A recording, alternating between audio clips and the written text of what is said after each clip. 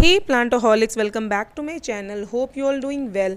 Today I am going to talk about this beautiful flowering plant called crepe jasmine, which is commonly called as double चांदनी और double टगार in Bengali. तो चलिए start करते हैं। तो सबसे पहले जान लेते हैं this plant is native to India and now grown in South East Asian countries and in warmer region and now the nature of this plant is perennial. ये प्लांट आपके घर सालों साल रहेगा और आपको बहुत सारे फ्लावर्स देगा। आप देख सकते हैं मेरे प्लांट में कितने सारे फ्लावर्स आए हुए हैं। आप देखिए डेली मेरे प्लांट्स में अप्रॉक्स 50 to 60 फ्लावर्स लगे ही रहते हैं और कभी कभी तो इससे ज़्यादा भी आ जाते हैं। आप देखिए मेरे प्लांट कितना अच्छा से, और मैंने इस प्लांट को ज़मीन पे बाहर अपने लॉन में लगाया हुआ है। आप देखिए कितने अच्छे से वर्कआउट कर रहा है और बंचेस में ये फ्लावर्स आते हैं तो ये बहुत ही ब्यूटीफुल से लगते हैं।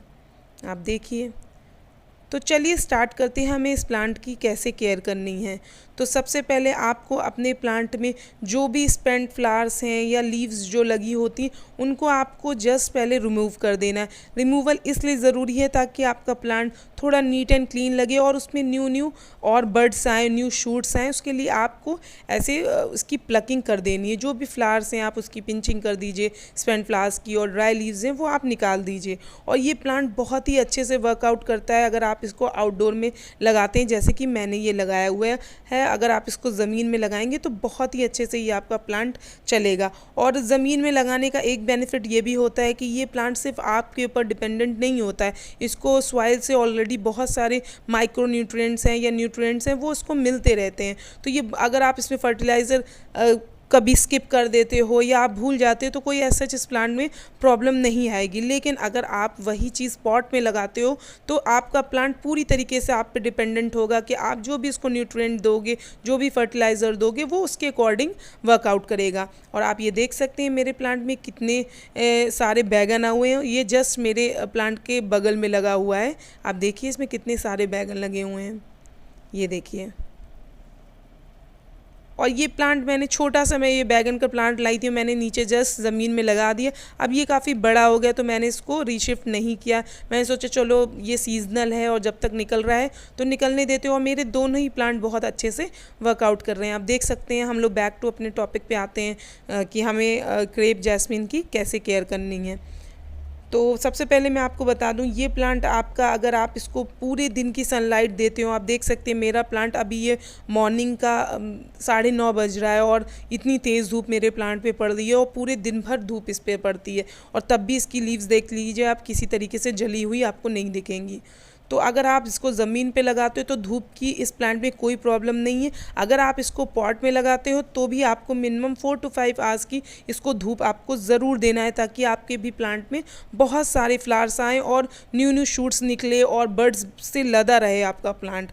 और अब हम बात कर लेते हैं वाटरिंग की। तो वाटरिंग जो आपको करनी है वो आपको डेली करनी है क्योंकि गर्मी का टाइम चल रहा है। ऐसा नहीं कि आपने छोड़ दिया, एक दिन कर रहे हैं दूसरे दिन फिर आप छोड़ दे रहे हैं, तो ऐसा नहीं करना। आप डेली वाटरिंग कीजिए और इस प्लांट के जो लीव्स हैं या जो फॉइलेज है उस पर आप वाटर की जो शावरिंग होती है या मिस्टिंग होती है, अगर आप उसको भी करोगे तो बहुत अच्छे से आपका प्लांट वर्कआउट करेगा। अब हम बात कर लेते हैं इसकी सॉइल की। तो सॉइल को आपको वेल ड्रेन और मॉइस्चर रिटेन वाली रखना है। आपको सुखा के इसको बिल्कुल पानी नहीं देना है और आपको ओवर वाटरिंग भी नहीं करनी है। तो ये चीज़ें आपको ध्यान में रखनी है। इसमें आपको बैलेंस जो होता है वो पानी डालना है। ऐसा नहीं कि आप बिल्कुल इसकी सॉइल को स्वागी कर दे रहे हैं या तो आप बिल्कुल सुखा दे रहे हैं। तो अगर आपको बहुत सारे फ्लावर्स चाहिए जैसे कि आप मेरे प्लांट में देख रहे हैं तो आपको वाटरिंग का ये चीज़ ख्याल रखना है कि आपकी जो सॉइल अगर आप पॉट में लगाते हो तो वेल ड्रेन बिल्कुल होनी चाहिए और उसमें मॉइस्चर बना रहना चाहिए। और अब हम बात कर लेते हैं इस प्लांट की ट्रिमिंग की। तो ट्रिमिंग अगर आप टाइम टू टाइम करते रहोगे तो आपका प्लांट बहुत ही अच्छे से, उसका लुक जो होगा वो बहुत ही अच्छा बुशी सा लुक हो जाएगा और आप जो शेप देना चाहोगे उस तरीके से होगा। और इसके साथ ये साथ साथ बहुत सारे फ्लावर्स भी आपके आएंगे। अगर आपकी इसकी जो ग्रोथ पीरियड में अगर आप ट्रिमिंग करोगे तो बहुत सारे आपके फ्लावर्स आएंगे, जैसे आप देख सकते हैं मेरे प्लांट में भी आ रहे हैं। और फ्लावरिंग की अगर मैं बात कर लूँ तो ये पूरी गर्मी और पूरा स्प्रिंग जो भी होता है ये फ्लावर्स बहुत बहुत सारे आपके देते हैं। चूँकि विंटर इसका डोमेंसी का पीरियड होता है, तो उसमें आपको ये चीज़ ध्यान रखना होगा कि आप विंटर में किसी तरीके की इसकी प्रूनिंग या फर्टिलाइज़र आप बिल्कुल भी मत दीजिएगा। चूँकि विंटर इसका बिल्कुल ग्रोथ और कुछ नहीं होती, इवन इसकी जो लीव्स होती हैं वो पीली हो के सब गिर जाती हैं। तो उसमें आपको कोई इतनी घबराने की बात नहीं है। ये जैसे ही स्प्रिंग सीज़न और समर आएगा, ये फिर से इसकी जो न्यू ग्रोथ होगी वो शुरू हो जाएगी। तो इसमें आपको कुछ सच प्रॉब्लम की बात नहीं है कि अगर आप सोचो कि लीव्स गिर गई या पीली होंगी तो मेरा पेड़ मर तो नहीं जाएगा, ऐसा कुछ नहीं है। समर में आते आते ये पूरा आपका जो प्लांट होगा ये फिर से इसकी न्यू ग्रोथ शुरू हो जाएगी। अब हम बात कर लेते हैं फर्टिलाइज़र्स की। तो फर्टिलाइज़र्स की अगर मैं बात करूँ तो आप अगर खाद जो है इसको बारिश के सीज़न में सब देते होंगे, जितने भी आप गार्डनर्स हैं या जिन्हें भी गार्डनिंग का शौक़ है, तो वो बारिश के सीज़न में चूँकि जो गोबर होती है उसकी तासीर थोड़ी सी गर्म होती है, और अगर आप बारिश के सीज़न में दोगे तो बहुत ही अच्छे से ये जो खाद होती है डिकम्पोज हो जाती है। और दूसरी चीज़ मैं आपको बता दूं कि मैं साल में 2 बार गोबर की खाद ज़रूर देती हूँ, एक तो बारिश के सीज़न में और एक मैं फेब में देती हूँ।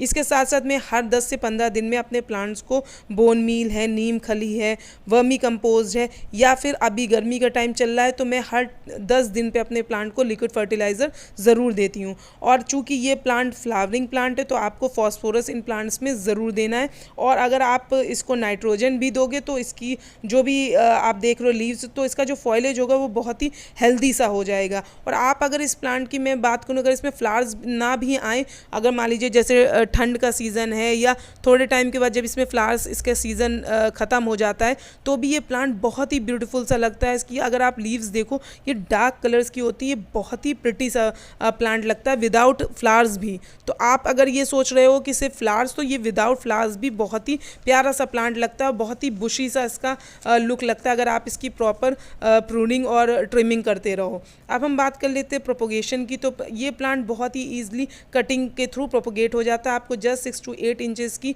इसकी एक स्टेम लेके आप रेनी सीजन या स्प्रिंग सीजन में लगा दो विदाउट रूटिंग हार्मोन, ये बहुत ही ईजिली आपका प्लांट लग जाएगा। और हाँ, आपको एक ज़रूरी बात और मैं बता दूं कि इसकी आप रूट प्रूनिंग ज़रूर करिएगा। अगर आप इस प्लांट को पॉट में लगाते हो तो साल भर में एक बार आपको इसकी रूट प्रूनिंग बहुत ज़रूरी है करना, नहीं तो आपका प्लांट मर भी सकता है। तो अगर आपको मेरी ये इन्फॉर्मेशन पसंद आती है तो प्लीज़ मेरे चैनल को लाइक, शेयर और सब्सक्राइब ज़रूर करिएगा। Hope you like the video. Thank you so much.